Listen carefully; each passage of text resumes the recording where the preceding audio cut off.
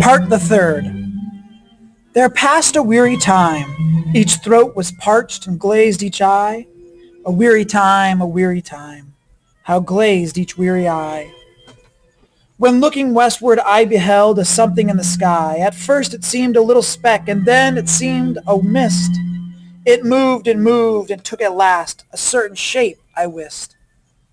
A speck, a mist, a shape I wist, and still it neared and neared.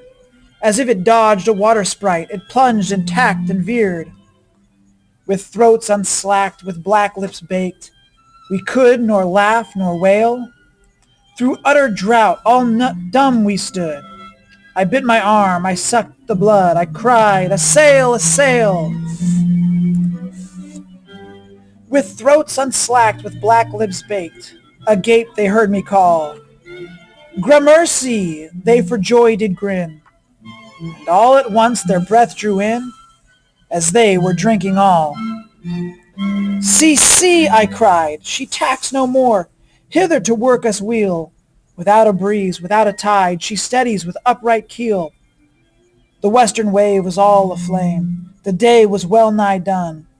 Almost upon the western wave rested the broad bright sun. When that strange shape drove suddenly betwixt us and the sun, and straight the sun was flecked with bars, heaven's mother sent us grace, as if through a dungeon grate had peered, with broad and burning face.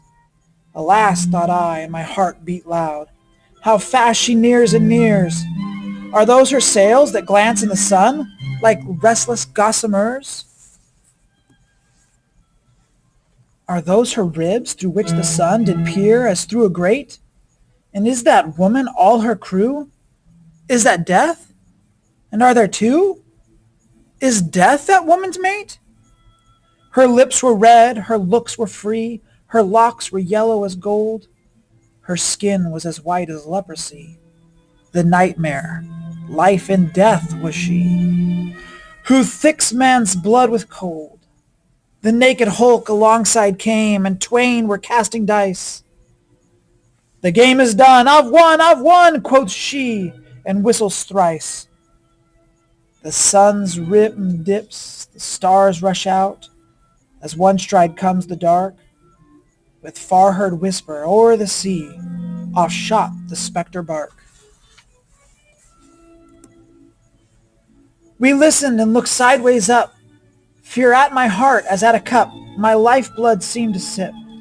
The stars were dim and thick the night, the steersman's face by his lamp gleamed white.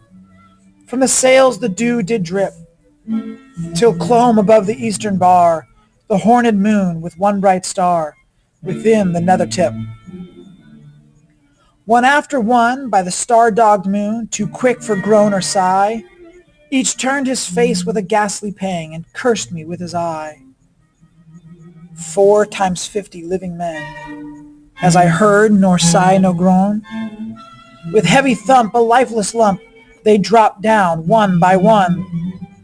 The souls did from their bodies fly, they fled to bliss or woe, and every soul it passed me by like the whiz of my crossbow.